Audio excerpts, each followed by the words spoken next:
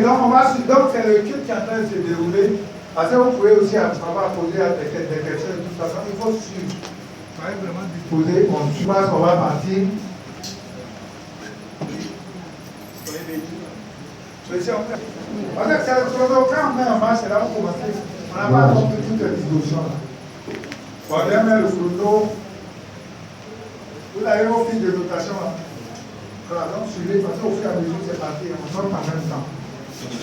L'heure n'est pas aux amusements. 5. Vous êtes prêts, monsieur? 5, 4, 3, 2, 0.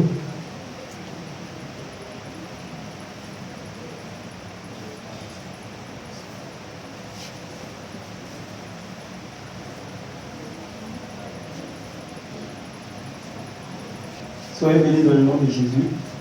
C'est la famille Daniel, dont je suis le chef de groupe. Donc je vais rapidement vous donner les noms des différents participants de la famille Daniel. Nous avons en tête le frère Arnaud, que je suis, le servant Kofi Maeva, frère Kwame Innocent, servante Kadesh, servante Sabine, servante Kwaku Emmanuela, frère Elvis, servante Blé-Grâce, et le frère David, la sœur Riva, frère Blé de Barros, frère Daté Eman et le frère Blé Josué. Rapidement, nous allons aborder notre exposé du jour. Nous avons un plan qui nous a été donné. Voilà, donc c'est selon le plan que nous allons faire l'exposé. Donc, dans un premier temps, nous allons donner l'auteur de notre exposé. Donc, le livre de Daniel est traditionnellement attribué au prophète Daniel lui-même, qui a vécu pendant la captivité babylonienne au 6e siècle avant Jésus-Christ. Cependant, certains biblistes suggèrent qu'il a pu être rédigé par plusieurs auteurs à des époques différentes. Le deuxième, c'est le contexte historique. Dans le contexte historique, le livre de Daniel se situe pendant la période de la captivité babylonienne, lorsque le roi, ici c'est Nebuchadnezzar, qui, en parenthèse, Nebuchadnezzar a conquis le royaume de Juda et emmené de nombreux Israélites en exil à Babylone. Daniel, un jeune homme juif, est choisi pour servir à la cour du roi. En 605 avant Jésus-Christ, Daniel est déporté par Nebuchadnezzar, roi de Babylone, où il fait partie du gouvernement sur une période de 70 ans, couvrant les règnes de Nebuchadnezzar, Belshazzar, Darius et Cyrus. La troisième étape, c'est le thème central du livre que nous allons voir maintenant. Le thème central du livre de Daniel est la souveraineté de Dieu sur les affaires humaines et la fidélité des croyants dans les temps de persécution et de difficultés. Le livre met en évidence la puissance et la sagesse de Dieu pour délivrer et protéger ceux qui lui sont fidèles. Ensuite, nous allons passer au résumé du livre en 5 phrases. Daniel et ses 3 compagnons, Anania, Michaël et Azaria, se distinguent à la cour de Babylone grâce à leur sagesse et leur fidélité. Le deuxième exemple, Daniel interprète les rêves du roi Nebuchadnezzar et révèle que Dieu est le véritable souverain qui élève et habite. Les compagnons de Daniel sont jetés dans la fournaise ardente pour avoir refusé d'adorer la statue du roi. Mais Dieu les protège miraculeusement. Ensuite, le roi Belshazzar est jugé par Dieu lorsqu'une main mystérieuse écrit sur le mur de son palais, annonçant sa chute imminente. Ainsi, pour la fin de ma lecture, je vais passer à mon second qui va vous faire aussi, va continuer l'exposé. Nous sommes sur la partie où nous devons donner 5 bons exemples pour le livre de Daniel. Comme premier exemple, nous pouvons donner la fidélité de Daniel et ses compagnons. Et vous savez, les amis, Daniel et ses amis, hein, je peux les citer. Nous avons Anania, Michel et Azaria. Ces trois se sont abstenus, ils ont refusé de partager la nourriture du roi, qui n'est pas se souiller. Ils se sont attenus à leur fidélité à Dieu. Alléluia. Deuxième exemple, nous avons la sagesse de Daniel. Nous reconnaissons Daniel dans sa sagesse et ce conseil qu'il attribuait au roi de Nebuchadnezzar. Alléluia. Mais Daniel ne s'est jamais enorgueilli. Alléluia, ça c'est un bon exemple. Troisième exemple, le temps de repentance de Daniel. Alléluia. Daniel prenait le temps devant la face de Dieu. Et comme on remarque, il priait 3 fois par jour. Il prenait sincèrement plus de temps même devant la face de Dieu. Alléluia. Ça aussi c'est un bon exemple, le temps de repentance. Non seulement il prenait des moments de jeûne et de prière, de repentance pour lui, sa famille et le peuple d'Israël. Vous pouvez voir ça dans Daniel 9, verset 2 au verset 2. La reconnaissance de Daniel envers Dieu. Alléluia.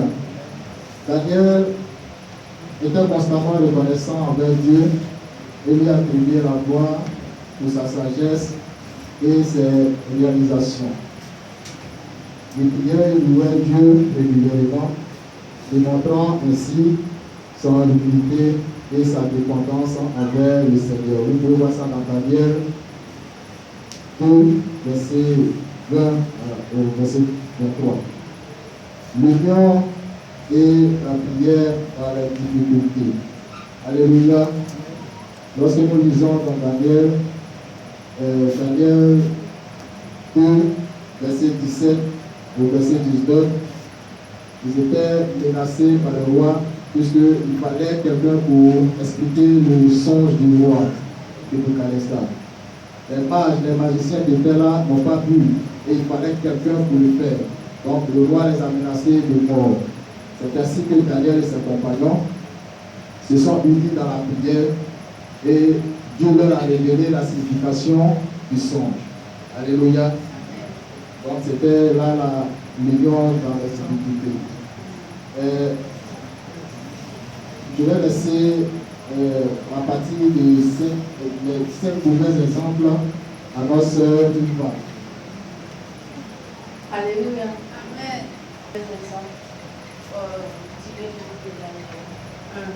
Nous avons l'adoration de l'idole de Nebuchadnezzar. Dans Daniel 3, le roi Nebuchadnezzar érige une statue en or et ordonne à tous de se prosterner devant elle.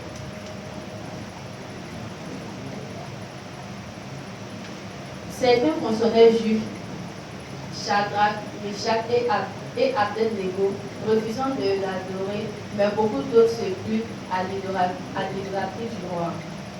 En 2, nous avons la conspiration contre Daniel. Dans Daniel 6, les fonctionnaires jaloux de Daniel cherchent un moyen de le faire condamner. Puis le manipulent pour qu'il soit jeté dans la fosse au lion, montrant ainsi leur méchanceté et leur manque de loyauté envers un homme juste. En 3, l'orgueil de Nebuchadnezzar dans Daniel 4. Le roi Nebuchadnezzar est frappé d'insanité pendant 7 ans à cause de son orgueil. Il attribue sa grandeur à lui-même et ne reconnaît pas que c'est Dieu qui l'a élevé et lui a donné son royaume. Nous le voyons dans Daniel 4, du verset 30 à 33. Ensuite, en 4, nous avons la recherche du pouvoir et de la richesse. Certains personnages dans le livre de Daniel, comme des fonctionnaires jaloux, sont motivés par leur désir de pouvoir et de richesse. Leur ambition les pousse à comploter contre Daniel et à chercher leur propre avancement, peu importe les conséquences. Ensuite, la persécution des croyants. Plusieurs fois dans le livre de Daniel, les fidèles sont persécutés en raison de leur foi en Dieu. Que ce soit le refus d'adorer les idoles ou de se conformer aux décrets royaux contraires à la loi de Dieu, ceux qui restent fidèles sont souvent confrontés à des conséquences néfastes. Mauvais exemple cité par Pasteur Riva, dont je vais terminer. Et nous terminons maintenant par on a une dernière partie. On dit maintenant quel est l'apport de l'étude de la vie de Daniel sur la vie de l'Église et sur l'éducation de la jeunesse. C'est ce que je vais vous donner maintenant. Sur l'éducation de la jeunesse, le livre de Daniel enseigne aux jeunes l'importance de rester fidèles à Dieu, même lorsqu'ils sont confrontés à des défis ou à des pressions contraires à leur foi. Il met en évidence la sagesse, l'intégrité et la dépendance de Dieu comme modèle pour les jeunes croyants. Ça, c'est sur l'éducation de la jeunesse. On va maintenant voir l'éducation sur la vie maintenant de l'Église. Pour terminer, la vie de l'Église. Le livre de Daniel encourage l'Église à être fidèle à Dieu et à sa parole. Même dans un monde hostile, il enseigne l'importance de la prière, de la persévérance et de la confiance en Dieu. Dans toutes les circonstances, il rappelle également que Dieu est souverain et qu'il accomplit ses desseins même au milieu de l'opposition. Merci, je vous remercie. Ainsi qu'on fait notre exposé du jour.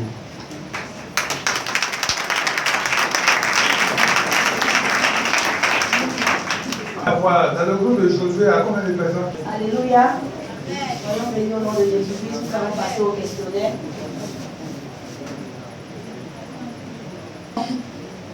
Pendant combien de jours Daniel et ses compagnons ont-ils été éprouvés quand ils refusaient de manger les mets du roi? Alléluia. Amen. C'est pendant 10 jours qu'ils ont été éprouvés lorsqu'ils ont refusé de manger les mets du roi. Amen.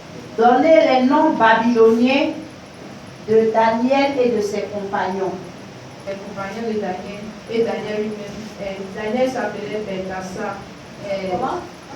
Belgassar.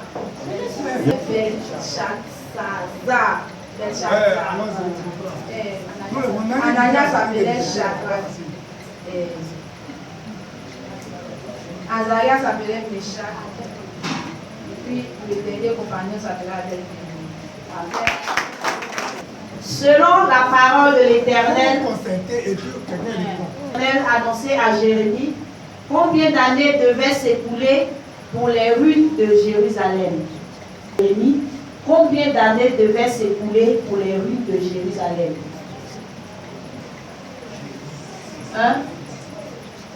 Amen. C'est 70 ans. Que disait l'extrémité de main qui a tracé une écriture sur la chaume de la muraille?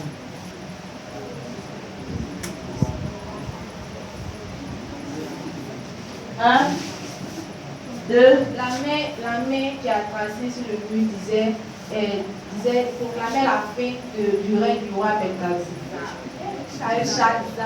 Oui, mais qu'est-ce qui a été écrit? Ce qui a été écrit. Ce qui était écrit, ce qui était compté, pété, divisé. Très bien. Cinquième question. Sous quel roi David a-t-il été jeté dans la fosse au lion? Quel roi Daniel a-t-il été jeté dans la fosse au lion? C'était pendant le règne du roi Darius. Bravo.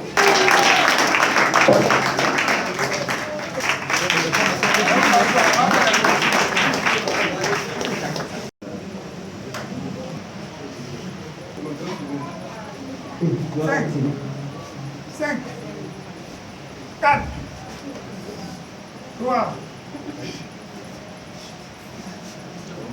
2, 1, 0, top, c'est parti. Soyez bénis, chers membres du jury. Soyez bénis, peuple de Dieu. Je suis le frère Michael et je suis devant vous pour présenter notre exposé qui porte le livre de Josué. Pour ce faire, je vais présenter les membres de mon groupe.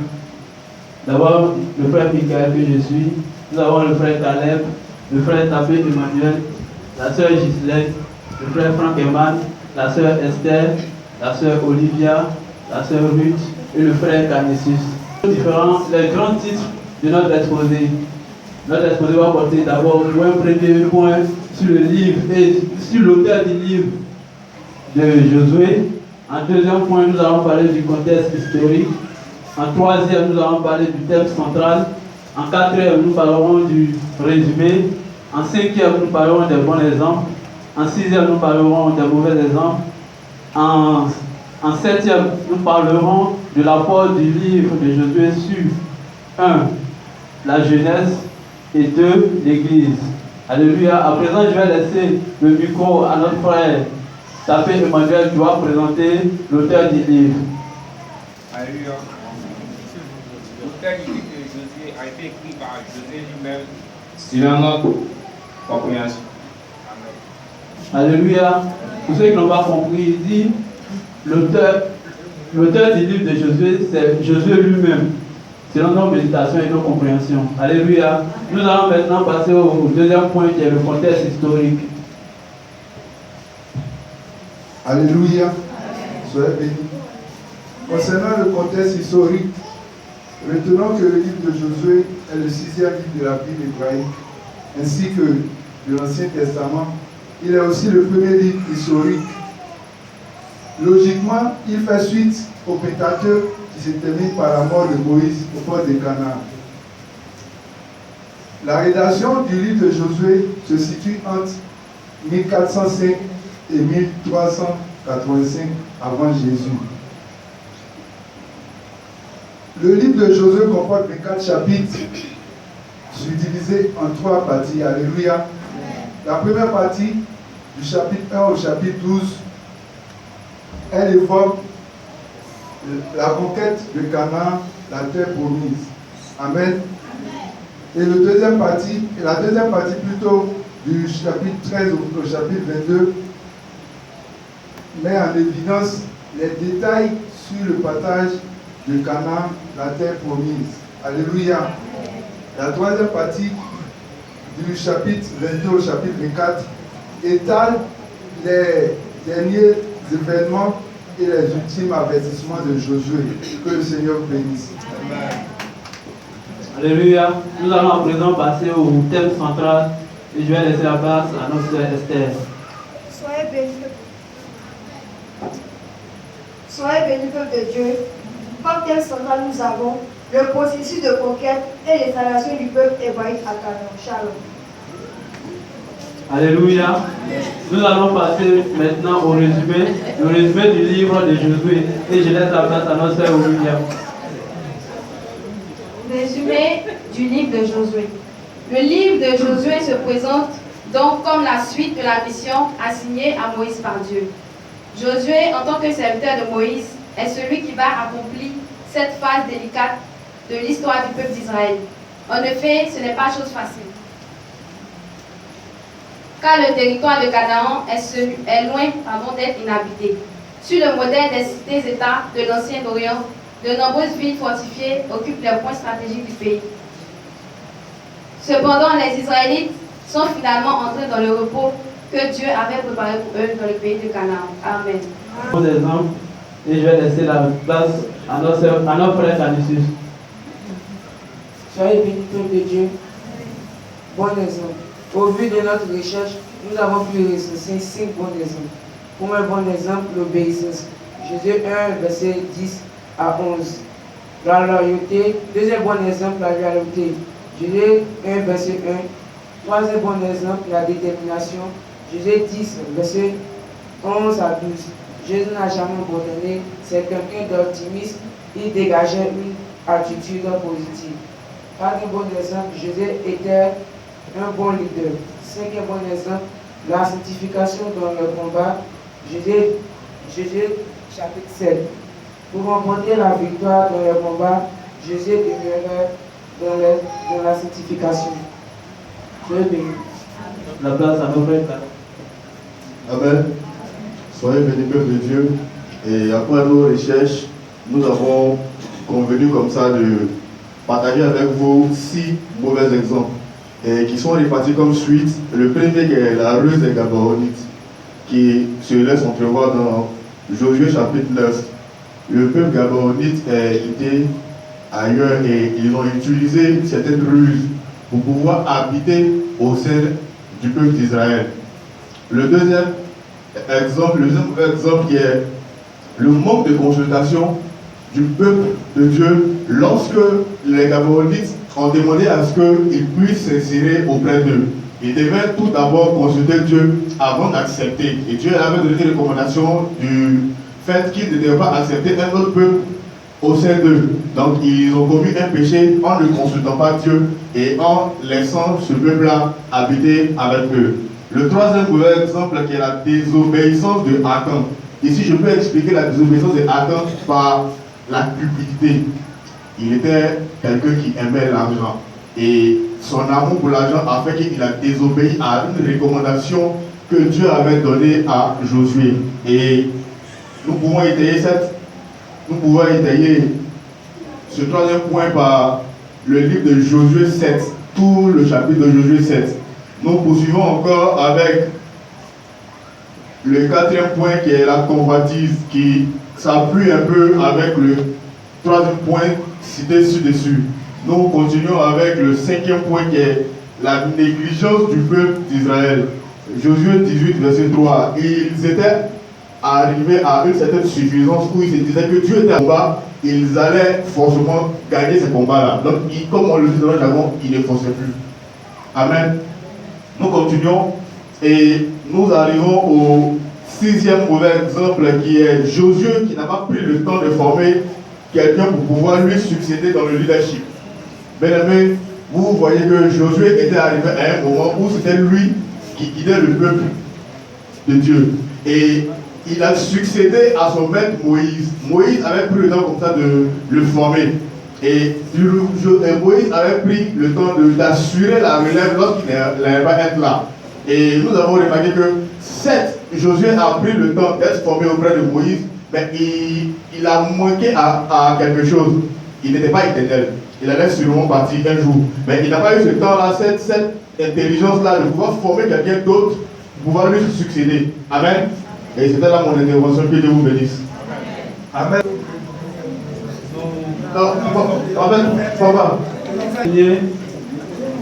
Nous allons passer à la part du livre de Josué sur la vie de la jeunesse et sur les... C'est bon, hein. Tout le monde est bon, mais je sais le faire comme Jésus.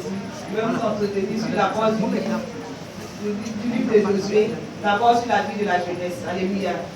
Ici, nous avons dit que Josué était le serviteur de Moïse. Il était donc soumis à l'autorité de Moïse, donc à Dieu. Comme référons donc Josué 1, verset 1. Alléluia. Ici, je vais expliquer par là, il dit que Josué était soumis à l'autorité de Moïse.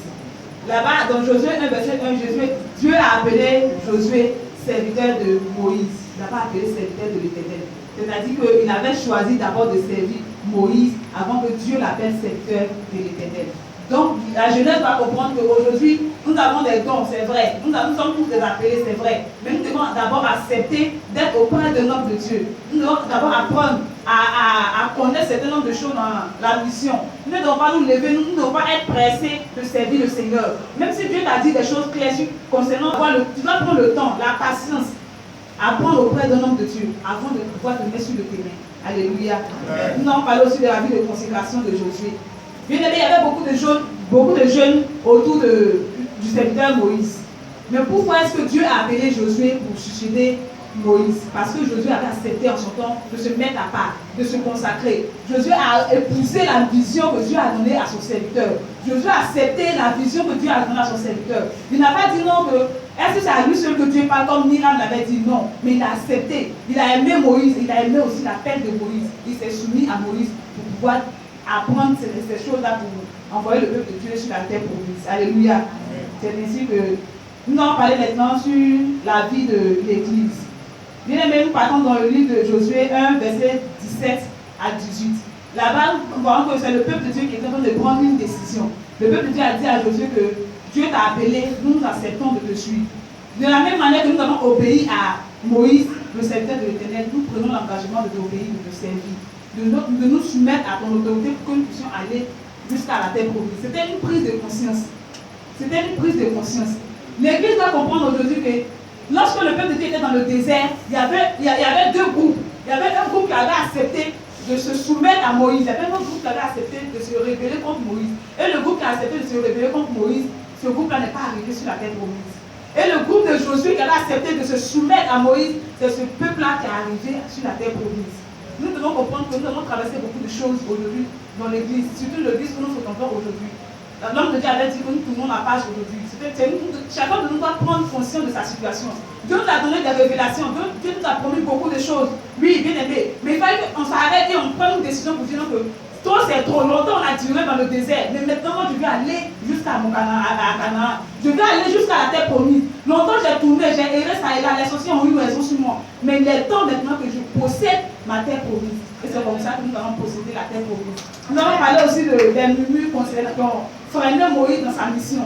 Le peuple de Dieu a freiné Moïse dans la mission que Dieu lui avait donnée. Pourquoi? Parce que tout le temps se plaignent, à murmurer. Aujourd'hui, c'est le peuple de Dieu qui doit faciliter la tâche à l'homme de Dieu. Alléluia. C'est le peuple de Dieu qui doit soutenir l'homme de Dieu, qui doit épouser la vision de l'homme de Dieu, qui doit accepter vraiment de se soumettre à l'homme de Dieu.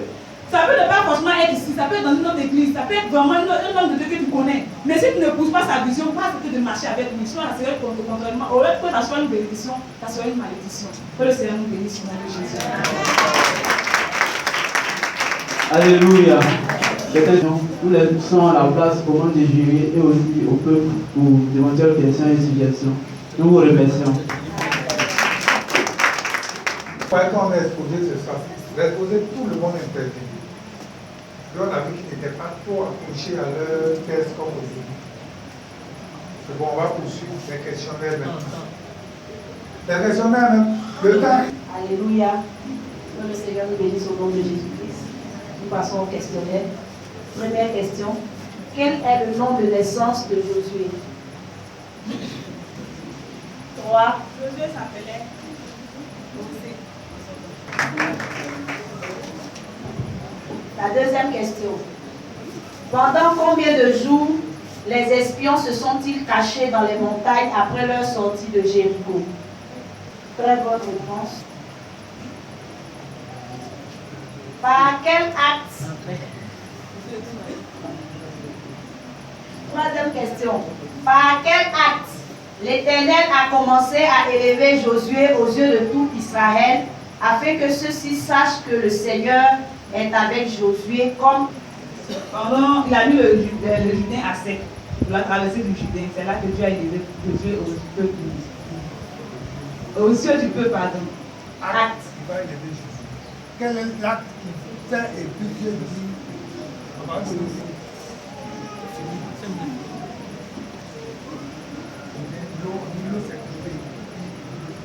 donc c'est l'acte qui est là. Quand ils ont touché le jour, leur pied a touché le jour. On va apporter le fromage. Il était dans la question. Comment appelle-t-on le lieu où pourra s'enfuir un meurtrier qui aura tué quelqu'un involontairement sans intention? Appelle-t-on le lieu où pourra s'enfuir un meurtrier qui aura tué quelqu'un involontairement sans intention? Une vie de refuge. Bravo. Pourquoi Israël a-t-il pris la fuite devant les habitants d'Aï? Et pourquoi? Qu'est-ce qu'il a commis là? Quel acte il a commis? Il a touché à l'interdit. Interdit, c'est-à-dire qu'ils sont allés en guerre et Dieu avait dit qu'il y a des choses qu'il ne devait pas prendre comme butin. Et lui, il s'est caché, il a pris ça.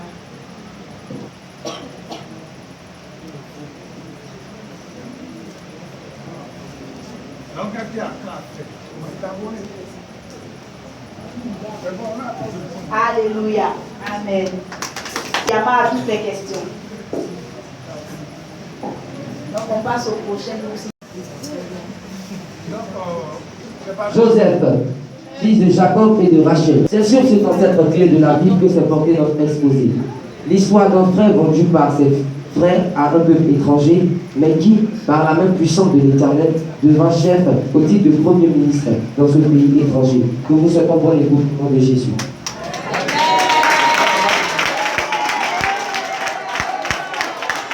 Alléluia.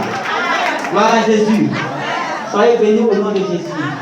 Je veux dire merci à Dieu pour la vie du leader et de ses pasteurs, pour l'occasion qu'il nous donne pour ce matin. Alléluia. Je suis le frère Syriac, je vais présenter notre groupe. Le groupe, c'est le groupe Joseph.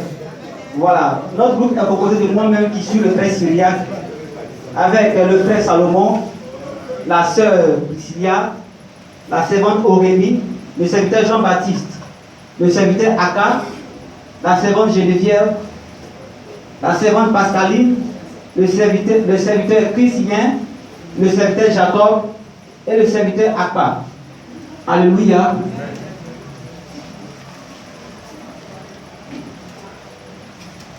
Au sommet de notre exposé, nous allons vous présenter une introduction, l'auteur, le contexte du livre, le thème, le résumé du livre, 5 bons exemples, 5 mauvais exemples, l'apport sur la vie de la jeunesse, ainsi que l'apport sur la vie de l'Église. Alléluia. Grand 1, introduction. Ce récit est tiré du livre de Genèse entre le 16e et le 12e siècle avant Jésus-Christ. Précisément, du chapitre 37 au chapitre 50. Premier livre de la Bible, insignifiant au commencement. Le livre de Genèse s'inscrit parmi les 5 livres du Pentateuque, c'est-à-dire la Genèse, l'Exode, le Lévitique, Nombre et Deutéronome. Et l'auteur du livre est attribué au prophète Moïse. Sur ce, je vais donner le contexte à la servante Priscilla qui va nous donner. Voilà. Alléluia. Soyez bénis dans le nom de notre Seigneur. Je suis la sœur Priscilla, chargée de vous donner le contexte. Ce livre a été rédigé selon l'intention de Dieu, qui était de donner au peuple de son alliance des renseignements à la fois sur l'Ancien et le Nouveau Testament, sur lui-même, sur la création, sur la race humaine, sur la chute, c'est-à-dire l'auteur du péché dans le monde, sur la mort, le jugement et la nation juive. Étant pris d'assaut par les méchancetés des hommes, Dieu nous prépare une délivrance en démontrant, à travers la vie des patriarches, sa fidélité. En retour, il nous demande persévérance et fidélité. Amen. Alléluia. Soyez bénis dans le nom puissant de Jésus. Je suis le frère Quadio Boissy Jean-Baptiste, chargé de vous donner le thème central du livre sur la vie de Joseph, qui est la persévérance dans la foi envers Dieu. Ici, nous avons choisi ce thème-là parce que malgré la persécution des hommes, Joseph était resté toujours fidèle envers Dieu. Soyez bien. Alléluia. Soyez bénis, peuple de Dieu. Je suis la sœur Geneviève, chargée de vous donner le résumé sur la vie de Joseph. Ce passage raconte que Joseph est l'un des fils de Jacob et le premier de Rachel. Il est vendu en esclavage par ses frères jaloux, mais devient l'homme le plus puissant de l'Égypte en tant que premier ministre aux côtés des Pharaons. Soyez bénis au nom de Jésus. À présent, nous passons aux 5 bons exemples. Nous serons 3 à les donner.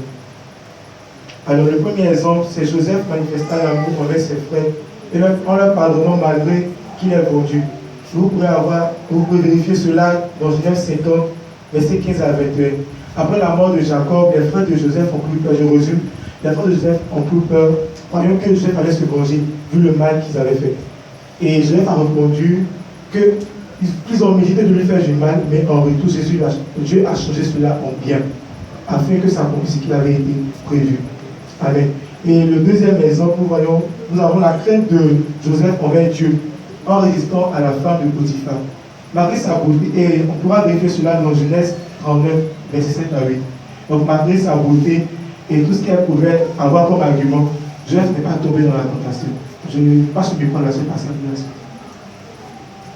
Soyez bénis, je suis la sœur Pascal. En troisième point des 5 bons exemples, on parle de la bonté de Joseph en expliquant les songes en prison. On peut vérifier cela au niveau de Genèse 40, versets 13 à 16.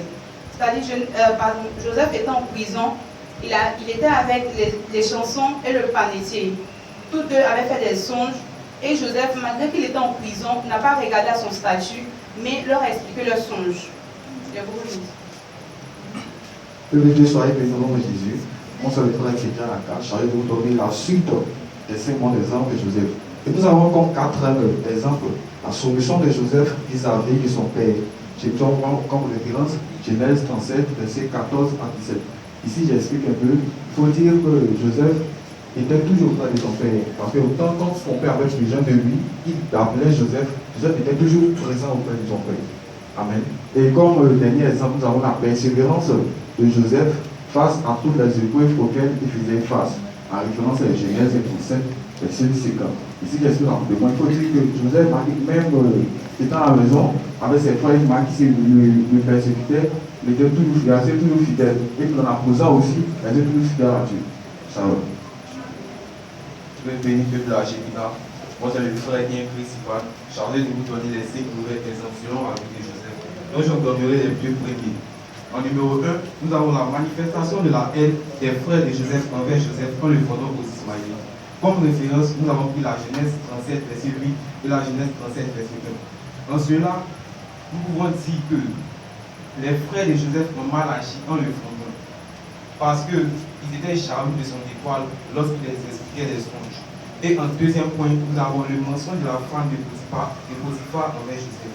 Et nous avons pris comme référence Genèse 17 au verset 10. Parce que nous pouvons dire que la femme de Potiphar, lorsqu'elle faisait des avances à Joseph, en le voyant décliner ces avances-là, elle était en colère. Pourquoi il refusait de vraiment coucher avec elle, de sortir avec elle? Et ça l'a mis en colère, elle a raconté des trucs à son mari. Je vous remercie. Soyez bénis dans le nom de Jésus.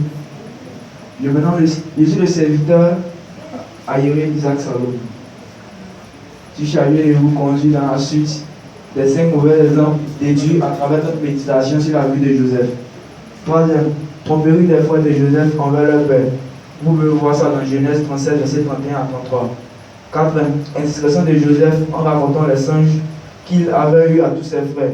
Genèse 37, verset 7. La manifestation de la colère de Potiphar envers Joseph sans s'être renseigné sur ce qui s'était réellement passé pour sa femme et Joseph. Genèse 39, verset 19. Vous pouvez voir les images comme la vie des... Gloire à Jésus. Je suis le frère Abba Wilfried, chargé de vous donner l'apport de la vie de Joseph sur l'éducation de la jeunesse que nous avons pu tirer après l'étude de la vie de Joseph. La vie de Joseph nous laisse un large champ de valeurs précieuses pour nous en tant que jeunes ayant accepté de suivre le Seigneur et ayant compris qu'il faut marcher selon la Bible pour une vie chrétienne réussie. En effet, de Joseph, nous retenons qu'en tant que jeunes, nous devons, en premier point, faire preuve de déférence envers nos parents en leur obéissant. Dans Genèse 37, verset 13. Alors, nous savons que Joseph était vraiment soumis à son père. Tant bien que lorsque le père de Joseph a envoyé Joseph aller voir ses frères qui étaient allés perdre les troupeaux, au départ, ses frères étaient allés à Sichem. Mais lorsque Joseph est arrivé à Sichem, il ne les a pas trouvés. Et donc, il a trouvé un serviteur qui était en train de perdre son troupeau et le serviteur lui a demandé, mais qui cherches-tu? Joseph a dit, je cherche mes frères. Et le berger qui était là a dit, ils ne sont pas ici, je les ai vus aller vers la vallée d'Hébron. Donc, Joseph est quitté à Sichem encore, il a marché encore pour aller vers la vallée d'Hébron. Cela prouve qu'il était vraiment soumis à son père, sinon il aurait pu se retourner pour aller à la maison. En deuxième point, en tant que jeunes, nous devons manifester la bonté envers notre donné en retour. Donc Genèse 40, verset 12 à 13. Tout à l'heure, nous avons dit que Joseph était en prison, il n'avait rien. Mais malgré cela, il a raconté le sens de l'échanson et du palettier. Il aurait pu dire, ah, mais ceux qui n'ont rien à me donner comme argent, pourquoi je vais leur raconter leur songe? Mais il a fait fi de cela et il a raconté leur songe. En troisième point, nous devons retenir qu'en tant que jeunes, nous devons demeurer fidèles et intègres envers Dieu, quelles que soient les ruses du diable. Joseph a été intègre envers Dieu dans tout ce qu'il a fait. Gloire à Jésus. Comme quatrième point, nous devons retenir qu'en tant que jeunes, nous devons avoir pour arme l'amour envers notre prochain, quel que soit cet homme envers nous. Joseph a été persécuté par ses frères, il a pardonné à ses frères. Joseph il a reçu des mensonges de la part de la femme de Potiphar. Malgré cela, quand il est revenu de la prison, il ne s'est pas vengé. Il a manifesté l'amour. Gloire à Jésus. En cinquième point, nous devons retenir qu'en tant que jeunes, nous devons être persévérants en toutes choses, avec à l'esprit que notre Dieu est fidèle et n'abandonne jamais ceux qui se disposent pour lui. Gloire à Jésus. Enfin, c'est en suivant tout cela que nous serons une jeunesse distinguée et enseignée pour la gloire de notre Seigneur Jésus-Christ, comme Joseph. Amen. Honorable membre du jury, distingué peuple de Dieu, Shalom. Je suis la sœur Aurélie. Mon apport sur la vie de l'Église. Apport sur la vie de l'Église, sur la vie de Joseph.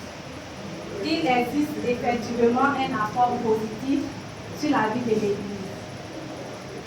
Étant que Église du notre Seigneur Jésus, nous devons manifester l'amour. Nous devons manifester l'amour en tant que les sœurs et les frères. On vient à l'église, on doit s'aimer, on ne doit pas faire d'hypocrisie, on ne doit pas se détester, on doit manifester l'amour entre nous. Quand tu vois ta sœur qui a des problèmes, si tu as des petits, tu as des moyens, tu lui viens en aide. Tu ne dois pas passer derrière pour dire regardez celle-là comme elle est. Non, arrêtons ça. Nous devons manifester l'amour en tout temps. Et envers les uns et les autres. En fait de rester unis et forts. Unis et forts, c'est-à-dire, s'il y a un problème, ton frère a un problème, a un besoin, tu viens en aide. Ah, tu passes derrière lui, tu dis, ah mon frère, tu as quel problème? Ah, tiens, on se soutient, main dans la main. C'est ça que nous devons suivre en tant que peuple de Dieu. Et être discret aussi. Quand il le faut, parce que si mon frère vient m'expliquer son problème aujourd'hui, ah ma soeur Aurélie, voici, je ne dois pas passer derrière lui pour aller expliquer aux gens. Je ne dois pas passer pour aller dire, ah voici. Non, on doit aller, on doit servir. Discret, susciter la haine. Quand il faut, afin d'éviter de susciter la haine dans le cœur de notre prochain. Susciter la haine. Parce que quand il est venu expliquer à mes frères, ils vont le dire à l'autre aussi, il va se fâcher, il ne va pas aimer. Et éviter de faire des favoritismes entre nous. Favorisme, c'est-à-dire quoi? Moi je viens, je choisis comme la sœur Geneviève, comme une sœur, c'est elle que j'aime, c'est elle que je préfère. En tant qu'il y a les autres à côté, ça ne va pas les faire.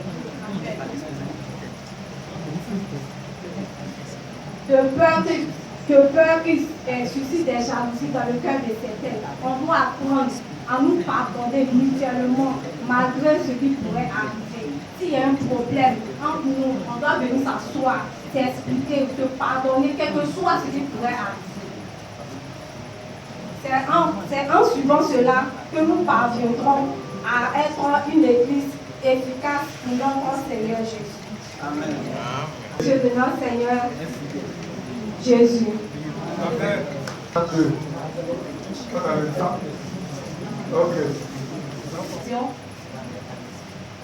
À quel âge Joseph a-t-il reçu la tunique comme cadeau? Cadeau à l'âge de 17 ans. Lequel des frères de Joseph a proposé de le vendre au lieu de le tuer? Gloire à Jésus. Amen. Le frère de Joseph qui a proposé de le vendre au lieu de le tuer est Judas. Bravo. À quel âge Joseph est-il mort? Nous dirons par là que nous dirons pour cela que Joseph est mort à l'âge de 110 ans. Bravo. Quatrième question. Quel est le nom donné à Joseph par Pharaon? Gloire à Jésus. Alors lorsque Joseph est arrivé en Égypte, le nom que Pharaon lui a donné est Saphnath Paneah. Gloire à Jésus. Amen. Donc l'homme de Dieu vous accorde le point. Cinquième question. Comment se nomme le père de Asnath, femme de Joseph? Quelle était sa profession? Comment se nomme le père de Asnath, femme de Joseph? Quelle était sa profession? Gloire à Jésus. Alors le père de Asnath, femme de Joseph, se nomme Potiphera et il avait pour profession prêtre des noms. Alléluia.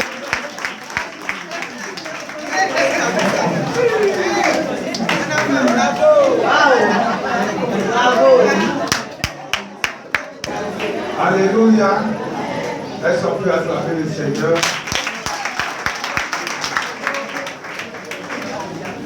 Pour le travail qui a été fait. Seigneur qui a été fait.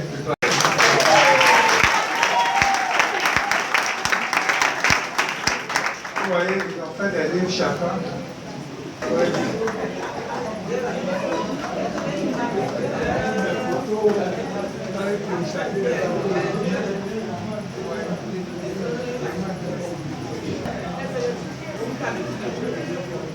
Voilà, donc en fait, ce que je vais vous amener à faire, vous allez occuper des postes dans l'administration de demain. Et vous êtes amené à parler devant les gens. Donc ça, c'est un exercice que je vais vous amener à faire. Apprendre déjà à parler. Ou même prêcher même. C'est pas facile. Il va aller dans une église, il ne connaît pas les gens. Il faut pouvoir parler devant les gens.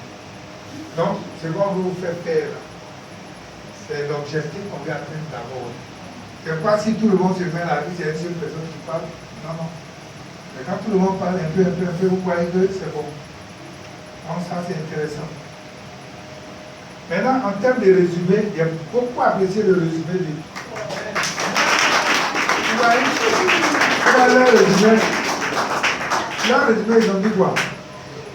En ce passage raconte que Joseph est l'un des fils de Jacob et le dernier de Rachel. Il est vendu en esclavage par ses frères jaloux.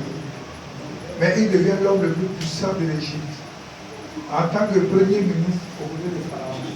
Simple. Voilà le résumé. Quand on te demande, tu as dit que la vie de Joseph, quand tu dis ça là, tout n'est pas dedans. Tout est dedans. Par contre, il y a vu d'autres, ils ont fait, c'est long. Alors quand on dit le résumé là, ça va être simple. Non, je crois que c'est Daniel. Daniel, ils ont fait, mais c'est long. Voilà le résumé là, ils ont fait ça, mais c'est très long. Ils ont fait ça sur près de 10 lignes. Voilà, c'est long. Donc, prochainement, il faut pouvoir. Moi-même, je vous conseillerais, si vous voulez garder les mêmes groupes là, c'est-à-dire le groupe de Daniel, là, cherchez à avoir une copie du travail de Joseph et une copie aussi de Josué. Donc, le travail des uns et des autres, quand vous allez comparer, vous allez voir ce qui est bon et ce qui est pas bon. Ça va vous permettre d'améliorer le travail de chef. Et vraiment, je voulais vraiment vous féliciter déjà pour le travail qui est fait. C'est ce qu'il attendait de vous. Et je ne suis pas étonné. Parce qu'il a dit, les enfants, là, ils ont leur forum. Et chaque semaine, il y a un groupe qui est de service. La dernière semaine, c'est Daniel. Le lundi, à part le temps, sinon j'allais parler sur le forum, j'allais voir des méditations. J'allais voir, il y a vu la méditation de petit, là, de Maham, il y a pas là. Il était très content quand il a fait, et puis il va là-bas, on dit, non. Il faut bien là-bas quelqu'un, et puis la personne a parlé sur le forum. C'était intéressant. Voilà. Vous voyez, les maïvas, là, on a dit, c'est les maïvas qui font. En tout cas, quand il a vu, c'était intéressant. Pareil, il me dit que ça permet aux gens de méditer. Et vous voyez pourquoi quand on a posé la question là, ils ont tout trouvé? Parce qu'ils ont travaillé sur les livres. Ils ont travaillé, on sent qu'ils se sont appropriés les livres, ils ont travaillé. Et c'est encouragé. Vraiment, les prochains exposés, si vous pouvez, chaque groupe peut faire ça, c'est bon. Voilà, même ce qu'ils ont fait là où chaque groupe travaillait par semaine, si les différents groupes là, même actuellement là, les femmes ont déjà fini, mais si on dit par exemple cette semaine c'est route, et puis on peut faire des petites rotations. Les rotations là, on peut ne pas mettre forcément écrit, il peut faire des rotations orales. Il dit bon, aujourd'hui je suis à certain temps, je suis à certain temps, j'arrive de faire les rotations sur le livre de Ruth. Non, je prends mon passage sur le livre de Ruth 4, verset tant. Voilà, je vais parler peut-être de pour Ruth comme femme vertueuse. Vous voyez, Ruth a été une femme vertueuse parce qu'elle a accepté de travailler, même quand elle est venue de choses. Elle est revenue de Juda avec sa belle-mère. Elle n'a pas accepté de s'asseoir à la maison, croiser les pieds, croiser les bras, regarder la télévision. Elle a dit à sa belle-mère qu'elle va aller travailler. Elle allait travailler, elle partait clamer dans le champ. Il fait une petite exhortation comme ça de quelques minutes. Vous voyez, quand tes camarades, tes soeurs vont écouter, elles vont répondre Amen, c'est bon, Dieu soit béni, pour que c'est Dieu soit. Vous voyez, au fur et à mesure, on fait ça. Si quelqu'un d'autre a fait aujourd'hui, dis-moi aussi demain, j'ai fait. Ça va te permettre de lire une portion de l'écriture et puis de faire une exhortation pour aider chacun de nous. Alléluia. C'est très important. Donc, on va faire les différents calculs. Ah non, on n'a pas fini. Bon, donc on va commencer, on va partir au kit maintenant. Soyez concentrés. Je sais que vous connaissez toutes les questions. Soyez concentrés. Il faut qu'on soit d'accord sur le principe. Quand on finit de poser la question, vous allez faire vous contacter, vous levez la main. Maintenant, moi je pense qu'il y a deux groupes qui lèvent la main en même temps. Mais il va donner les bouts de papier, ils vont écrire la réponse. Combien? S'il y a deux groupes qui lèvent la main en même temps, puis ils donnent pour écrire la réponse rapidement.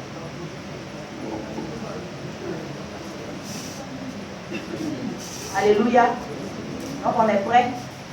La première question.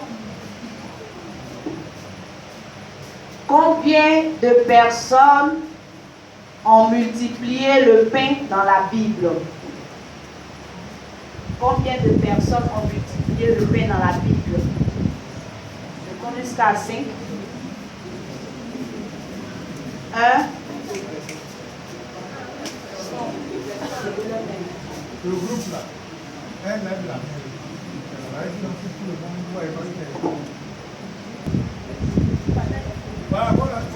Non, s'il vous plaît. 3, 4 et 5.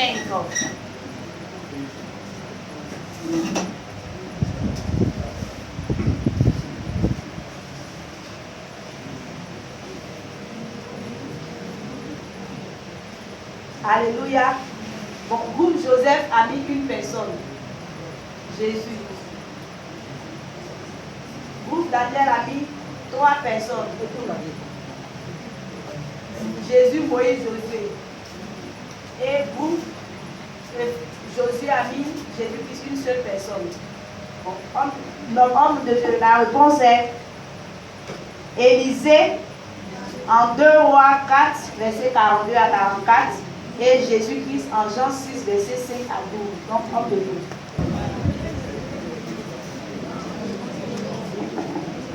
Donc, on va donner le temps au membre du jury d'écrire les notes. Ok. On passe à la deuxième question, s'il vous plaît. La deuxième question. On est attentif, s'il vous plaît. Mon premier est le nom d'un prophète de la Bible, appelé prophète de feu. Mon premier est le nom d'un prophète de la Bible, appelé prophète de feu. Mon deuxième est une syllabe formée de la dernière lettre de l'alphabet et de la première lettre de l'alphabet. Mon deuxième est une syllabe formée de la dernière lettre et de la première lettre de l'alphabet français. Mon troisième est un mot qui signifie maison en hébreu.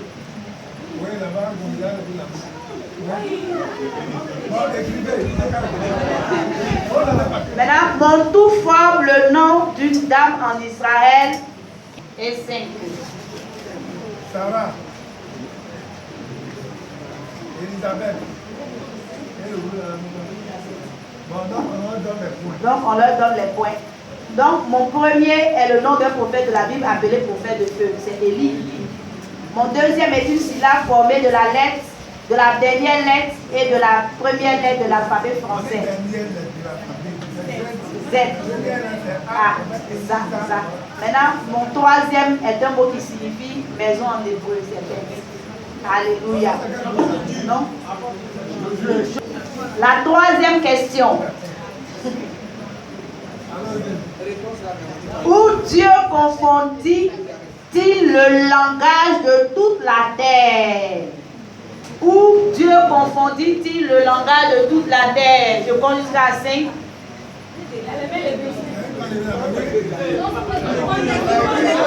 Et 5.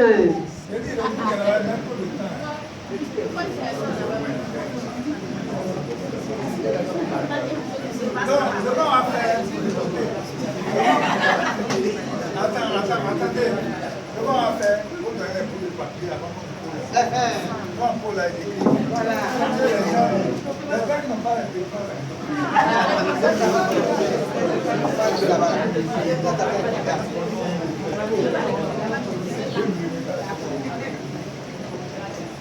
bon, Daniel a écrit.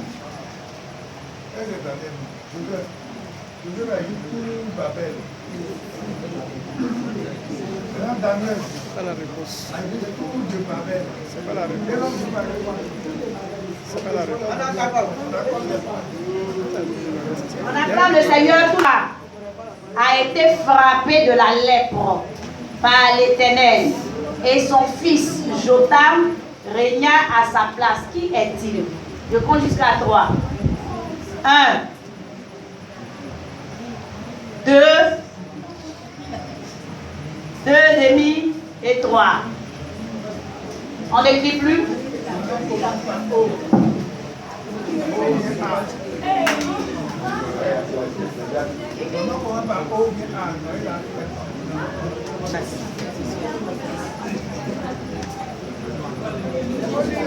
Ok, le groupe Joseph Néant. Feuille blanche. Maintenant, Daniel a écrit Naaman. Les feuilles sont déjà partagées, ok.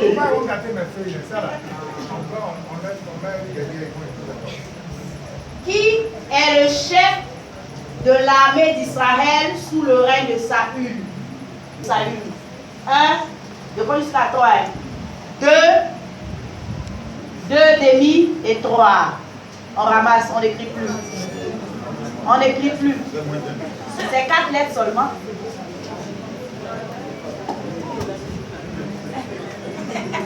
Alors, les deux groupes, les deux gentils n'ont rien écrit. Les trois. Bon, non, le cinquième, Donc, cinquième personne a trouvé, je donne la bonne réponse. Il s'appelle Abner, fils de Ner. Donnez la référence du verset suivant. Que personne ne méprise ta jeunesse. Ça, je vous ai donné, on a déjà fait fête de jeunesse de Suisse. Mais sois un modèle pour les fidèles en parole, en conduite, en amour, en foi, en pureté. 1, 2, 2 demi, 3.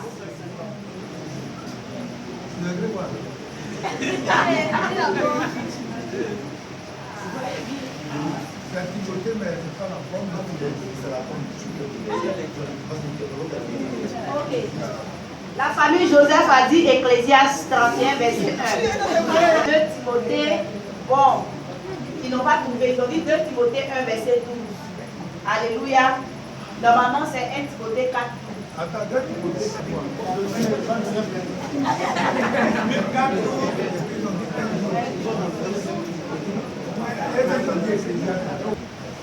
Qui était le chef de l'armée des Philistins sous le règne du roi Abimelech? Qui était le chef de l'armée des Philistins sous le règne du roi Abimelech? Je compte jusqu'à 3. 1,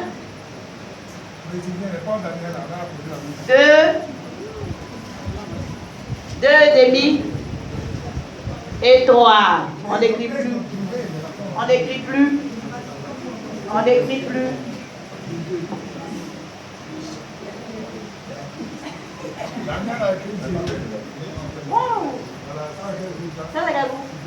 Wow, bravo!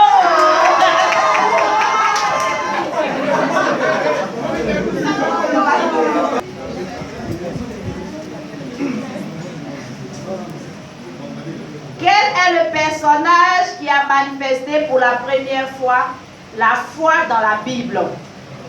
Réfléchissez bien. Réfléchissez bien au 3, 1, 2, 2 demi et 3. On n'écrit plus. Alors, Josué a écrit Noé. Le groupe Daniel a écrit Abraham. Le groupe a écrit quoi? Abraham. Nous sommes en premier par la foi. À quoi ça que ton frère est Alléluia.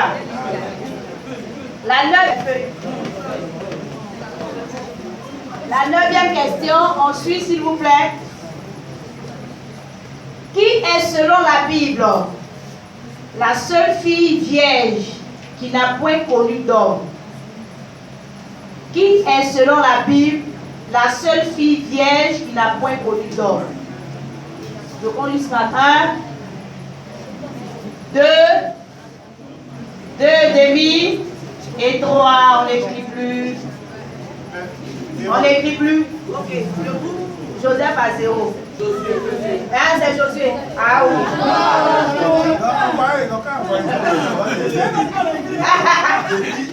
De qui est-elle la fille?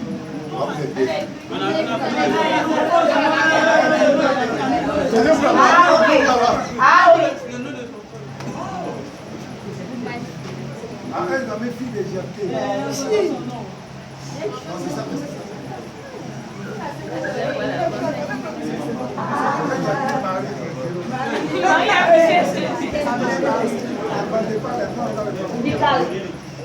Donc le groupe Michal, c'est la femme qui n'a pas fait d'enfant dans la Bible. La fille de Saül, qui s'est moquée de David quand il dansait là. Et cette femme a été frappée de malédiction, elle s'appelle Michal. Maintenant, ma fille qui n'a point connu d'homme, qui était vierge. Quand on lisait l'histoire de Jephthé, on vous parle de la fille de Jephthé. Quand Jephthé allait en guerre, quand il est venu, la femme veut. Et quand il est venu là, c'est ta fille qui est sortie à sa rencontre. C'est de celle-là qui est Alléluia. C'est Josué. Vous donnez le feu. Ok. 10e et dernière question. Quelle est la première femme dans la Bible à qui le Seigneur a révélé le nom de son enfant avant même sa naissance? Quelle est la première femme? Réfléchissez, il y a beaucoup de femmes.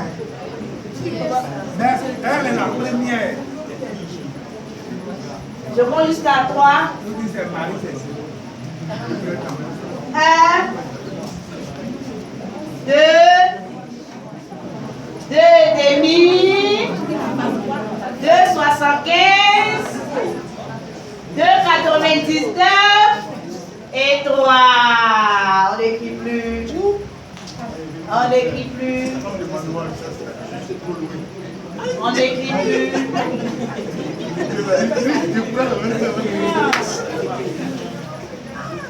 Le groupe de Joseph a écrit la femme d'Ézéchias. Yeah. Daniel a écrit. Maintenant le groupe Josué a écrit la femme de Manoak. La bonne réponse est Agar. Dans Genèse 16, verset 11. Alléluia. Donc ainsi qu'on fait le quiz biblique et les membres du jury vont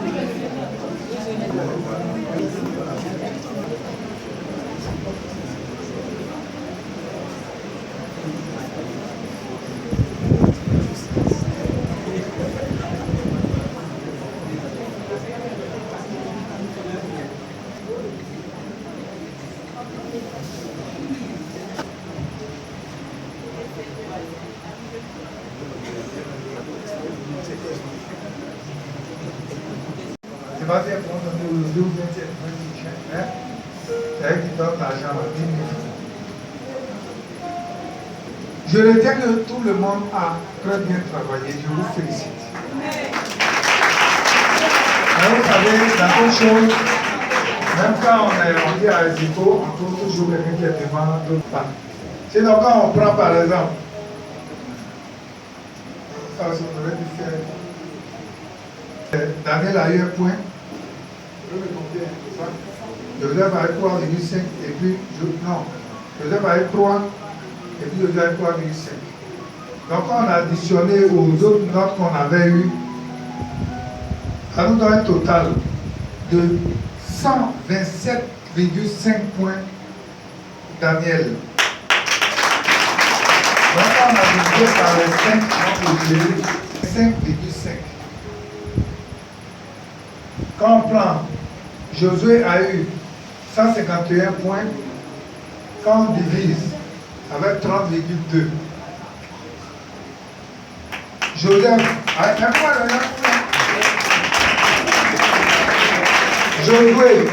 a eu 152 points. 2. Ça a dit que le résultat était vraiment serré. C'était vraiment 0,2. Voilà. Donc je voulais vraiment vous féliciter. Je vous dis sincèrement, je suis fier du travail que vous avez fait. Alors on sent qu'il y a eu un travail. On sent que les livres là, vous avez étudié. Et je suis fier de ça. Je suis vraiment content. Alléluia. Amen. Voilà. Donc vous êtes vraiment à féliciter. Vous êtes à féliciter maintenant. Le temps. Comme il n'avait pas dit ça, il vous a ce matin. Mais le dimanche, vous aurez votre don, on va récompenser le meilleur groupe. Hein? Tous les groupes ont bien travaillé, mais comme on va récompenser un groupe, c'est ça. Et je vous encourage vraiment à continuer. Il a dit comme ça que le dimanche prochain, c'est les hommes. Et puis la dernière fois, quand elle était venue le voir, les femmes vont passer.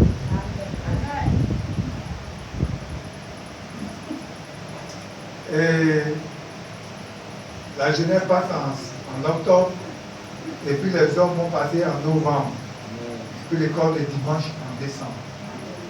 Voilà le programme qu'il y a. Donc je vais vous donner les livres bientôt. Hein? On va vous donner les livres. Cette fois-ci, il y a un challenge. Vous devez faire un travail excellent pour passer vos enfants. Voilà. Donc les hommes aussi, on les attend le dimanche prochain. Donc, un peu de 10 000 francs pour la jeunesse sera donné par la femme. Hein? Ah, mais il y en a un nombre de 24, puisque il a dit Daniel a eu 25,5. Ouais, les résultats sont serrés. Hein? Josué a eu 30,2. Et puis Joseph a eu 30,4. Donc Joseph a battu quelque chose de 0,2 points. Donc vous comprenez, c'est pas que le travail est vraiment serré. Non, c'est que vous dites tout le monde a travaillé. Mais vous voyez, quand il y a un travail de jury et qu'on a additionné toutes les notes, mais quand vous regardez, c'est les mêmes enfants. Comme la fois, je vous encourage, c'est 0,2 seulement. Ça fait la différence de Josué et puis chose.